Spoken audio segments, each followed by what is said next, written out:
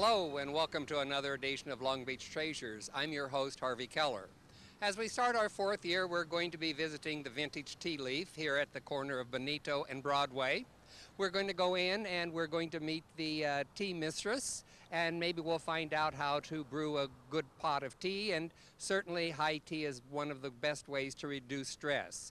So come with me, we'll go find the tea mistress and we'll find out all about tea.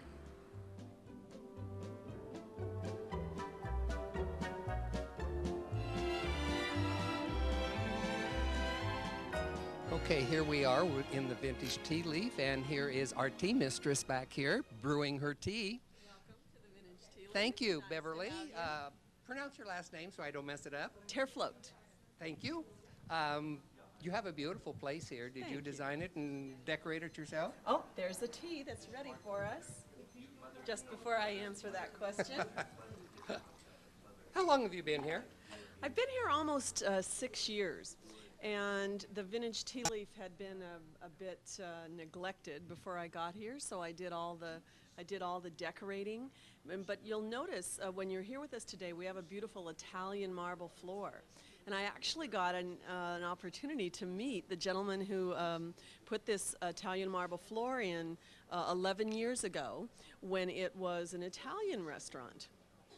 And This has been many things before, right? It has.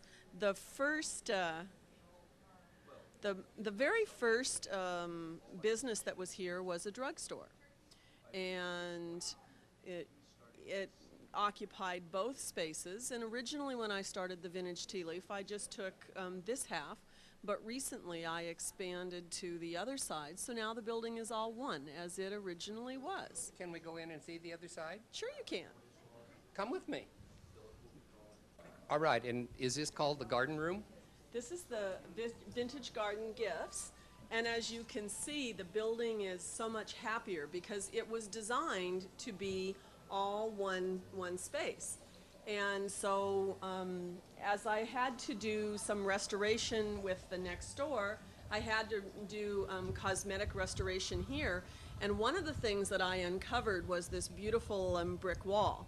It was buried under several inches of plaster.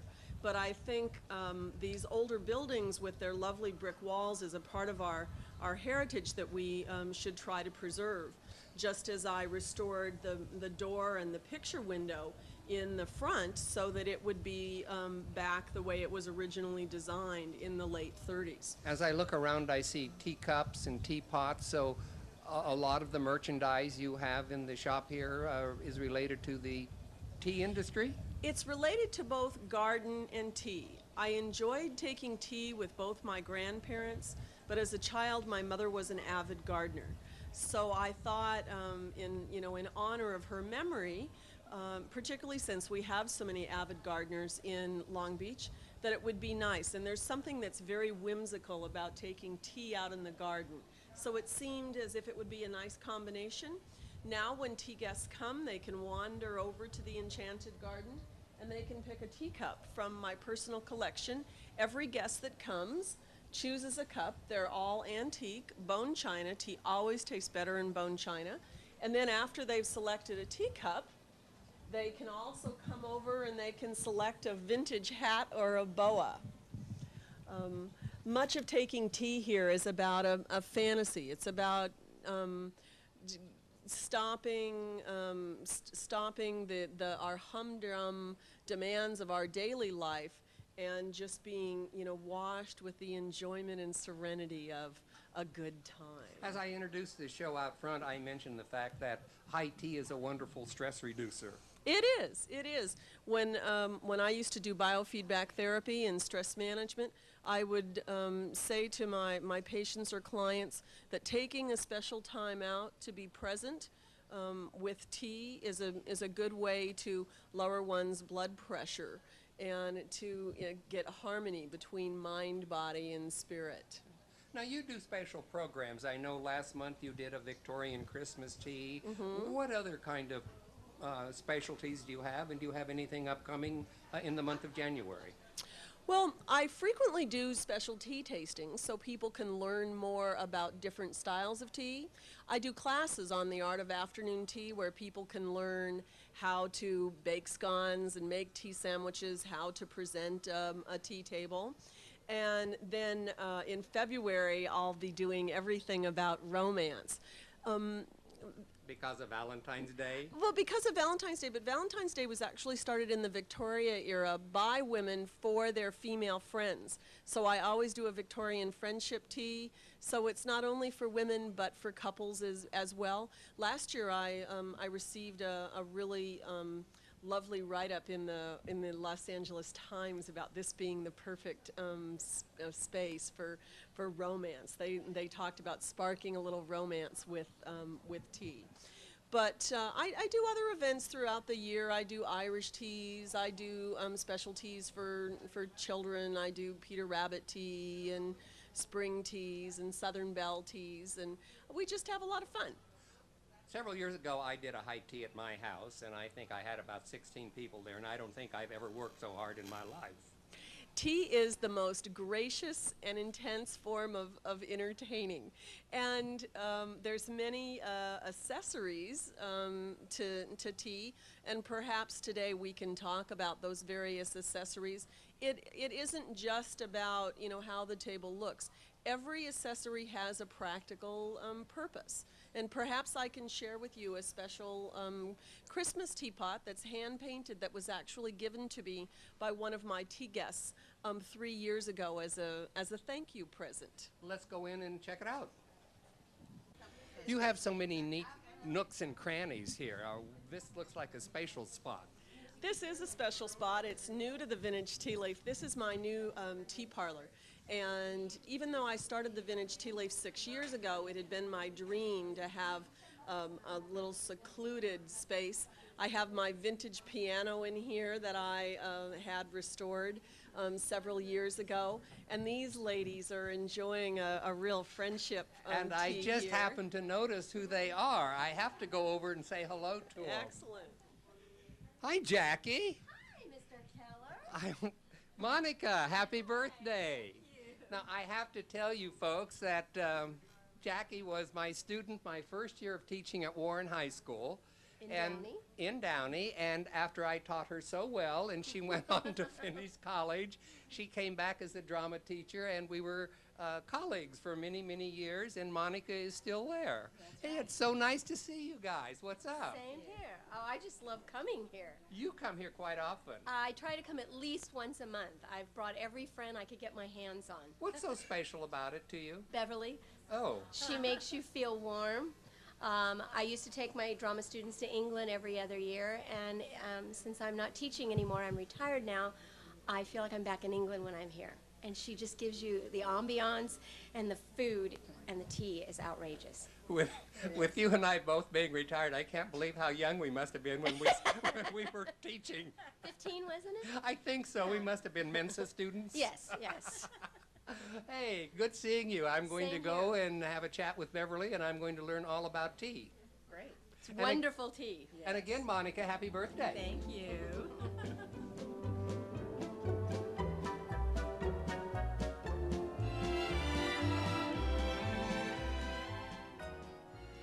This is a cozy little nook. It these is. these look wonderful here. What are they? We have about 15 different tea sandwiches that I do at the Vintage Tea Leaf. We have shrimp and crab, a traditional cucumber, an English roast beast. We have smoked chicken with vintage berry jam. I have a tarragon chicken, tomato basil, which is a very traditional English tea sandwich. We have egg. We have smoked salmon. Wow, what a! You said smoked beast. Was roast, that a play on? roast beast. Oh. We call it roast beast. Oh, okay.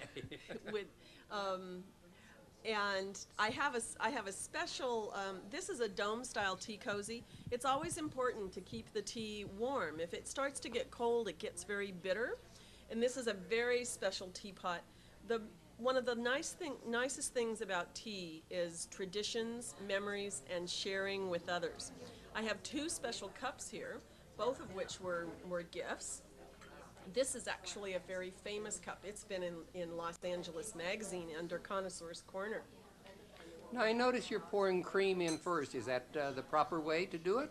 Do you know, we asked tea guests if they'd like their tea white or black, and of course if we wanted to be politically correct, we would say tea white or tea clear.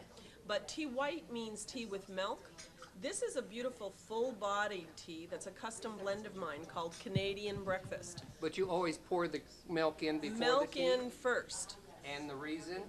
The reason is it helps to break down the tannins, which is can be, you know, the edge of the tea, and it helps to bring out the essential oils.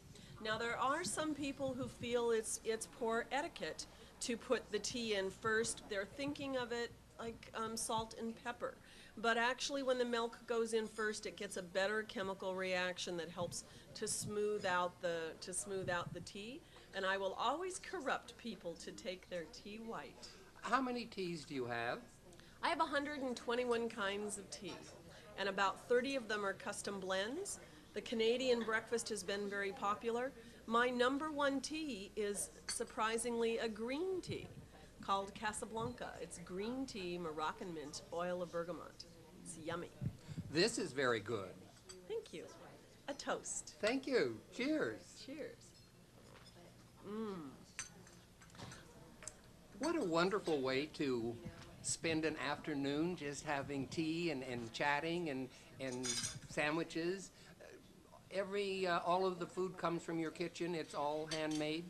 You know, I have a beautiful kitchen because in this location there's been several restaurants. So that gives me the opportunity to do all my own baking and all my own food prep here.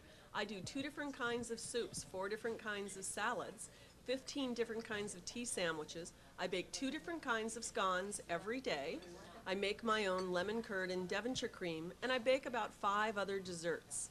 I've had your scones. They're to die for. Yes. Well, you know, there's always this controversy. I noticed you said scone, which many people do, and you notice I say scone. So I have a little, I have a little riddle or saying, and I'll look into the camera and I'll tell them. The difference between a scone and a scone. A scone is similar to a stone. It's heavy as a hockey puck and dry as a tumbleweed. It's often served at coffee places that start with S, absent of warmth, on a styrofoam plate. A scone is something that's been baked lovingly in this day, and it's light and fluffy, and it's served on a china plate warm with lemon curd and Devonshire cream, preferably with fabulous tea. Wonderful. I guess I'll have to change my pronunciation now.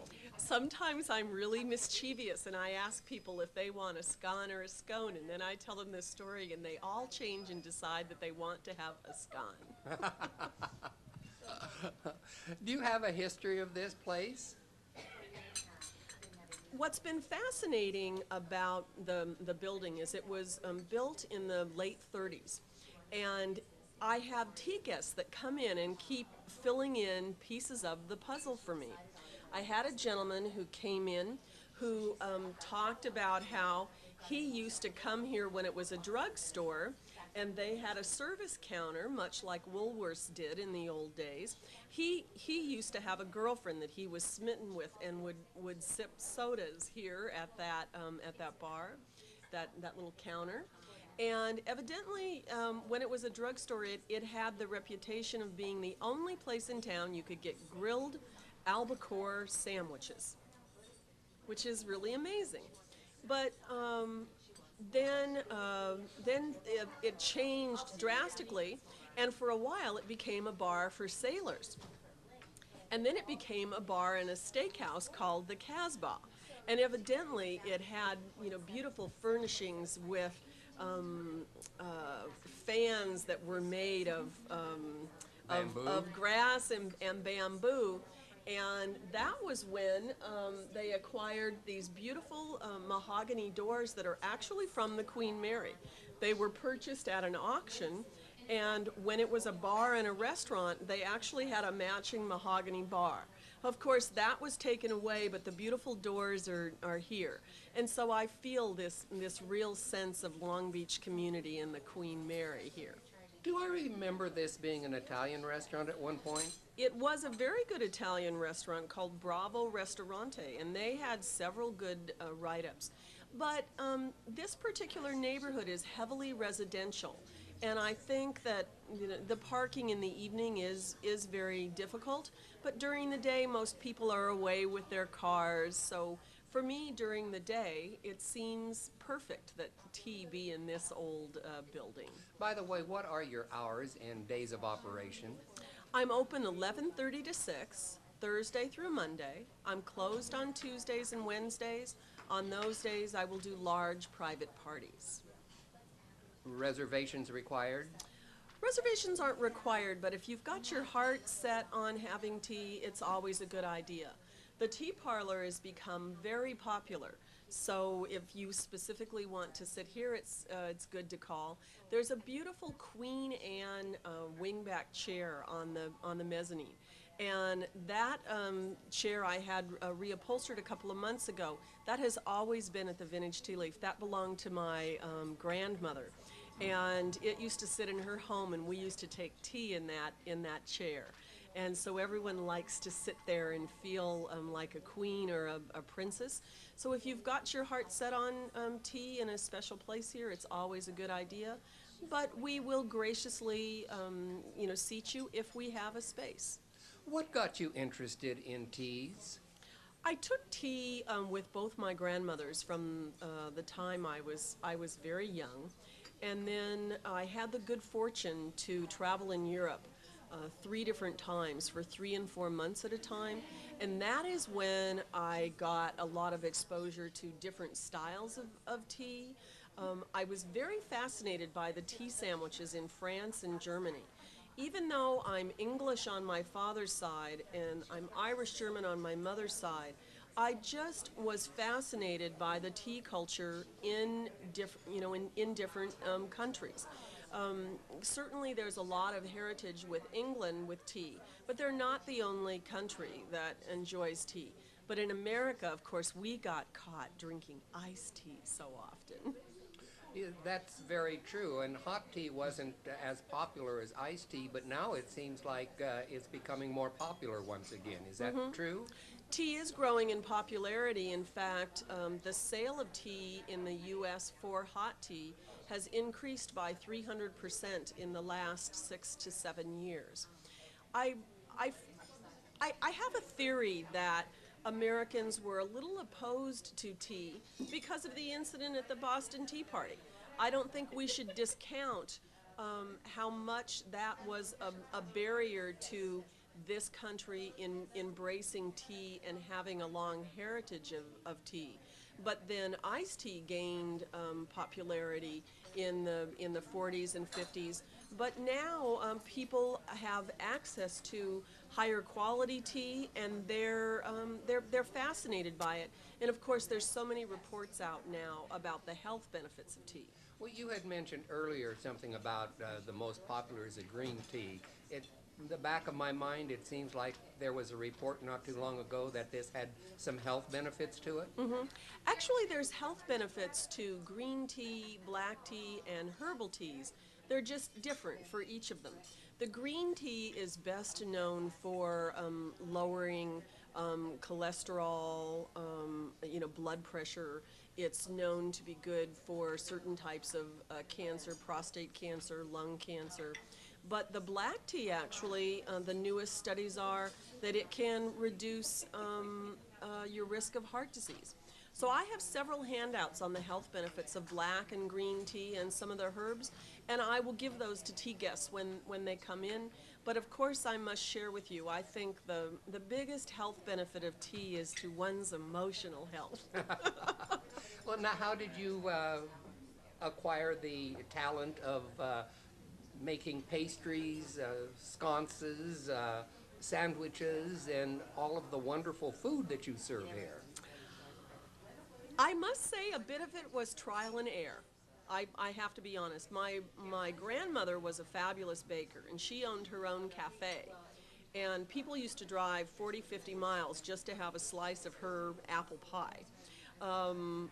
but I began doing teas in my home when I was a young child. And I used to do charity teas twice a year for 50 to 70 people. So I had to perfect my skills in making a variety of tea sandwiches and in large numbers and how to preserve them.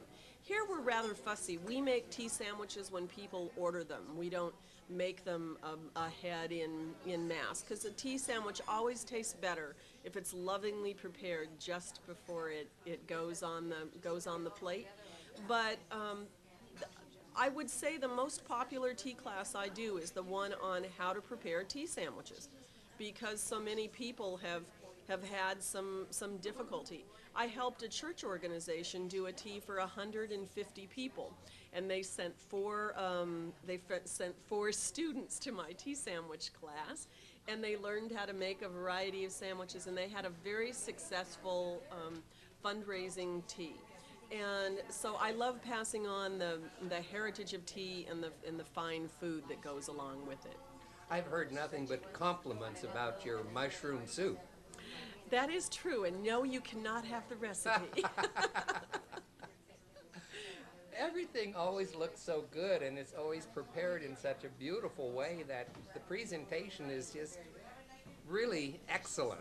Well, remember, we eat with our eyes first. That's true. The visual feast. And the nice thing about tea versus any other type of dining is you get little snippets of various tastes. But tea sandwiches can be quite filling, particularly if you eat enough of them. And I think people appreciate the slight taste variations. And of course, we're always trying to help people to find the perfect tea to go with the perfect tea luncheon. For instance, I have some smoky teas like Russian Caravan and Lapsang Souchong. And they are so wonderful with smoked salmon sandwiches, mushroom soup, or my vintage tea room salad. Do you have a favorite sandwich? Myself, I keep bouncing back and forth. Right now, my favorite sandwich is the cucumber. I've been enjoying that. Last month, I was enjoying the chicken tarragon. And then for my special events, I always do different sandwiches. I just finished an event for my Harvest Tea where I did pear and cheese sandwiches, and I did a special turkey with cranberry and mango chutney. It was really yummy. Now, do you travel various places to get your tea, or is there a tea shop, or how do you acquire it?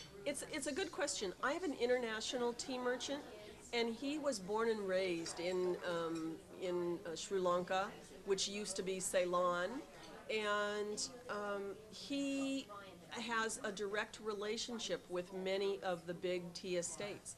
I don't know if you've ever heard about a famous tea purveyor in Canada called Murchie's. And my tea merchant provides about 70 to 80% of the tea to Murchie's. And the tea must be fresh in order to have this beautiful taste. And there's different grades of tea as well. Tea for a while got a very bad reputation of having more caffeine than coffee. And that is because the dust or phenning grade that's used in commercial tea bags will have a lot of tannins and a lot of caffeine. The more broken down a leaf becomes, the higher the caffeine, the higher the tannic acid. How long can you keep tea?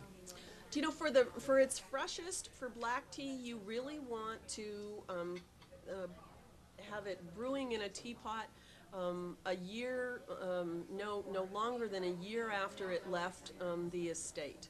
The green teas, 5 to 6 months, and some of the herbs, 2 or 3 months. The herbs are the most volatile, and actually, if herbs are not fresh, they can have fungus or bacteria. Give me an example of a herb tea. Chamomile. And the best chamomile in the world is grown in Egypt. And my tea merchant assists me in getting the highest quality chamomile for my tea guests. I have a custom blend called Winter Comfort, and it has 14 different herbs in it. It's really, it's very yummy. And how do you get your gifts in your shop? Do you gift shows? I go to the LA Mart. This year I'm very excited. I'm actually going to go to Atlanta because I found out that they have 5 floors of nothing but gardening things. So I'm looking forward to walking around and reminiscing about the times that my mother spent out in the garden. And I'm going to start doing some gardening lectures for many people who live, in Long Beach or in, the immediate area. I don't know if you've ever been given an orchid, but I have, and I have the hardest time keeping it alive and getting it to bloom. So I think it would be nice to do a workshop on orchids, and then everyone can have scones and tea and enjoy learning about flowers. Beverly, this has been really wonderful. I want to thank you for joining me today because I want very quickly, how do you brew the perfect cup of tea? You start out with water that's been heated very rapidly, preferably in an electric kettle. You use a tea sock. Unfortunately, I don't have one here, but they're made of cotton. You put the leaves in there. You always want to warm the teapot slightly before you put the tea sock in. Then the hot water. Then you put the lid of the teapot on, and you let it, for most black teas, you let it sit 3 minutes. Then you take the leaves off the water. You put it in the teapot, and of course, then you cover it to keep it nice and hot. And now you know how to brew the perfect cup of tea. Thank you for joining us, and be sure and join us again next month as we take another walk through history and uncover more Long Beach treasures.